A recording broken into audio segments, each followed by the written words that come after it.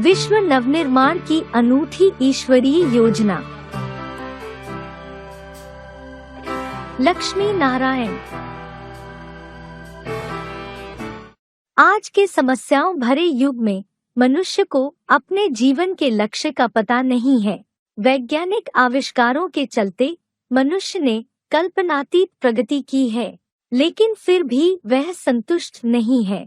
आधुनिक शिक्षा मानव को डॉक्टर, इंजीनियर, वकील, वैज्ञानिक, नेता या व्यापारी तो बना देती है, किंतु उसे सच्ची एवं स्थायी सुख शांति की प्राप्ति नहीं करा सकती। अल्पकालिक सुख शांति पाने की जल्दबाजी में मनुष्य या तो विषय विकारों में फंस जाता है या फिर भौतिक सुखों से विरक्त होकर सन्यासी बन जाता है। किंतु सच्ची सुख शांति ना तो विषय विकारों से और ना ही सन्यास से प्राप्त होती है। वह तो केवल गृहस्थ जीवन व्यतीत करते हुए ईश्वरीय ज्ञान एवं राजयोग द्वारा ही प्राप्त की जा सकती है। इसी सच्ची सुख शांति एवं पवित्रता से परिपूर्ण जीवन का प्रतिनिधित्व करने वाले श्री लक्ष्मी और श्री नारायण एवं उनकी दिव्य रचना को ही इस चित्र में चित्रित किया गया है।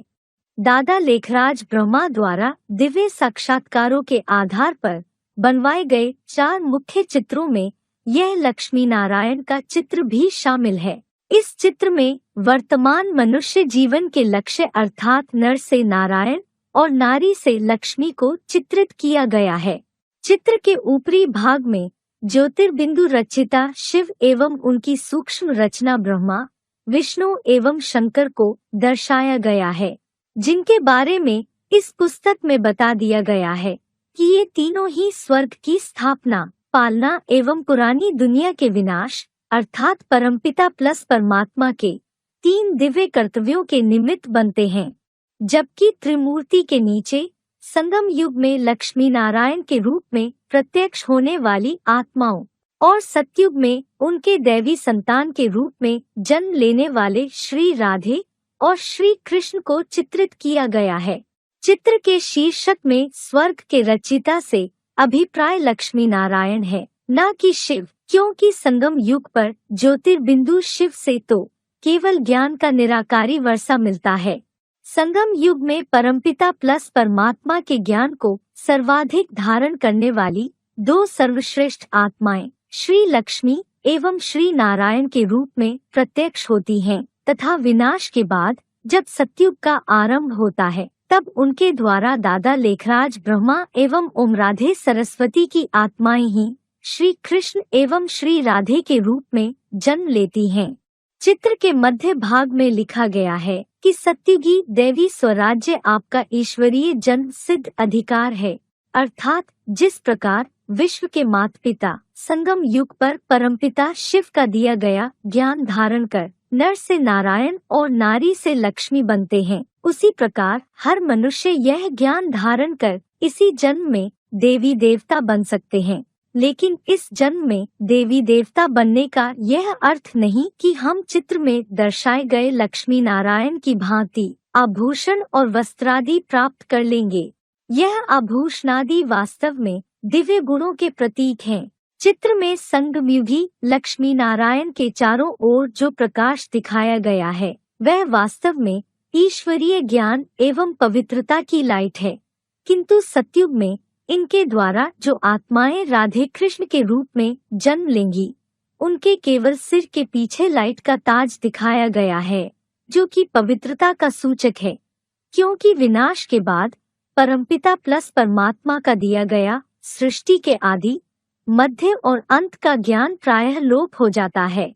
यहाँ एक और बात विचारणीय है कि चित्र में दर्शाए गए संगमयुगी लक्ष्मी नारायण विश्वमहारानी व विश्वमहाराजन होंगे, क्योंकि अंततः सारे विश्व धर्मों की आत्माएं उनको अपना माता पिता मान लेंगी, किंतु विनाश के बाद मनुष्यों का संसार केवल भारत तक सीमित रह जाएगा, क्योंकि अन्य सभी धर्म खंड 2500 वर्षों के लिए समुद्र में समा जाएंगे। विनाश के बाद सतयुग में लक्ष्मी नारायण के संतान के रूप में जन्म लेने वाले राधे कृष्ण केवल भारत के 9 लाख देवी देवताओं के लिए महाराज कुमार व महाराज कुमारी बनेंगे, सारे विश्व के लिए नहीं। हालांकि यही राधे कृष्ण बड़े होने पर लक्ष्मी नारायण का टाइटल उपाधि धारण करेंगे, परंतु वे विश्वमहाराजा या विश्वमहारानी नहीं कहला सकते, क्योंकि विनाश के बाद विश्व की अधिकतर आत्माएं परमधाम लौट चुकी होंगी। अतः संगमयुगी लक्ष्मी नारायण ही सच्चे लक्ष्मी नारायण हैं। इन्हीं सत्यनारायण की कथा आज भी भारत के हर घर में सुनी जाती है, जो झूठी दुनिया के झूठे ज्ञान की बातों से मुकाबला करते हैं। सतयुग में हर मनुष्य देवी देवता कहलाएगा तथा सर्वगुण संपन्न, 16 कला संपूर्ण, संपूर्ण निर्विकारी, मर्यादा पुरुषोत्तम एवं डबल अहिंसक होगा। जैसा कि चित्र में स्पष्ट है, वहाँ प्रकृति ही हर प्रकार से अपने स्वामी अर्थात देवी देवताओं की सेवा करेगी। वहाँ सदैव सदा बहार मौसम होगा। न हिंसक जीव जंतुओं का डर होगा, न ही हिंसक मनुष्य का। आत्मा और शरीर दोनों ही पवित्र, सुंदर और निरोगी होने के कारण न वहाँ डॉक्टरों की जरूरत होगी, न शरीर रूपी वस्त्र को सजाने के लिए किसी बाह्य साधनों की। चित्र में दिखाया गया है कि कृष्ण की दृष्टि राधे पर है और राधे की दृष्टि कृष्ण पर है। यह वास्तव में सतयुग और त्रेता युग में देवी देवताओं के बीच अखंड एवं अव्यभिचारी प्रेम का प्रतीक है। वर्तमान कलियुगी वातावरण के विपरीत स्वर्ग में अव्यभिचारी प्यार होता है। अनेक देहधारियों से संबंध नहीं होता। इसकी नींव संगम युग पर ही पड़ती है, जब देवी देवता बनने वाली आत्माएं ईश्वरीय ज्ञान प्राप्त करने के बाद परमपिता से अव्यभिचारी संबंध जोड़ती हैं। इस चित्र के मध्य में ईश्वरीय जन्मसिद्ध अधिकार की बात कही गई है, अर्थात परमपिता शिव संगम युग पर इसी जन्म में हमें देवी देवता बनाते हैं, अर्थात आत्मा और शरीर दोनों को ही पवित्र बनाते हैं। निकट भविष्य में इस कलियुगी सृष्टि के विनाश से पूर्व ईश्वरीय ज्ञान एवं राजयोग से आत्माएं तो पवित्र बनेंगी ही, लेकिन विनाश के बाद देवी देवता बनने वाले जो मनुष्य बचेंगे, उनके शरीर भी उसी प्रकार कंचन काया वाले बन जाएंगे, जिस प्रकार सर्प एक खल छोड़कर दूसरी खल धारण करता है।